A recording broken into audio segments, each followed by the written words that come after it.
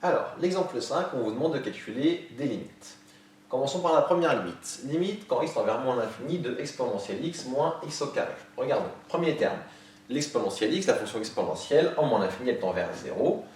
X au carré en moins l'infini, ça tend vers plus l'infini. J'ai donc 0 moins plus l'infini, donc là je peux calculer directement, ça fait moins l'infini, pas de souci.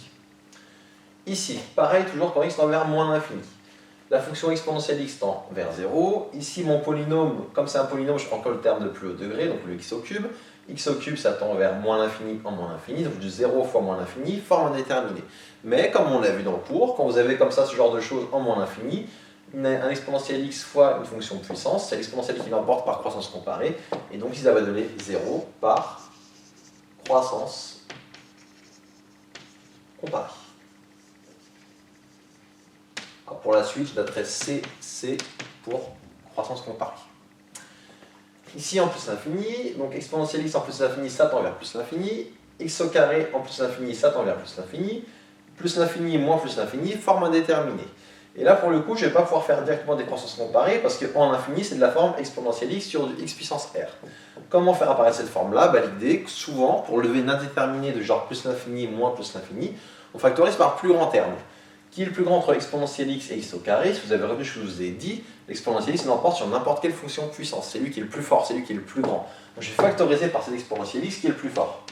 Ça fait exponentielle x facteur 2, 1 moins x au carré sur exponentielle x. Et là pour le coup, là j'ai bien cette forme de quotient, et d'après les formules de croissance comparée, exponentielle x, enfin x puissance 2 sur exponentielle x, comme l'exponentielle x est le plus fort, ça va tendre vers 0. Quand x tend vers plus l'infini par croissance comparée. Donc ça donne au final 1 moins 0, ça fait 1, et 1 fois plus l'infini, je trouve que la limite vaut plus l'infini. Et enfin, le dernier terme ici, je vais le faire comme ça, exponentielle x moins ln de x, même genre d'idée, en plus l'infini, l'exponentielle x tend vers plus l'infini, en plus l'infini, le ln de x tend vers plus l'infini moins plus l'infini, forme indéterminée. Donc pareil, je vais factoriser par plus grand terme, donc ça fait, j'ai oublié d'écrire quelque chose ici, excusez-moi. Je vais écrire limite quand x tend vers plus l'infini. Donc là, ça me donne la limite, quand x tend vers plus l'infini, de... Je factorise par plus grand terme, c'est-à-dire exponentielle x, je vais avoir 1 moins ln de x sur exponentielle x. Alors à terme, vous pouvez directement dire que... Je vais écrire un peu mieux que ça, décidément c'est de pire en pire. À terme, on pourrait directement dire que l'exponentielle l'emporte sur le ln, et que là j'ai mis sous forme de quotient, et du coup ça va tendre, cette quantité-là tend vers 0 par croissance comparée. Mais comme on ne l'a pas vu, je vais vous expliquer pourquoi est-ce qu'on peut faire ça. Donc limite quand x tend vers plus l'infini de exponentielle x facteur 1 moins. En fait, moi ce que je sais, c'est comparer les ln avec n'importe quelle fonction de puissance, et les exponentielles avec n'importe quelle fonction de puissance. Ce que je peux dire que c'est ln de x sur x fois x sur exponentielle x.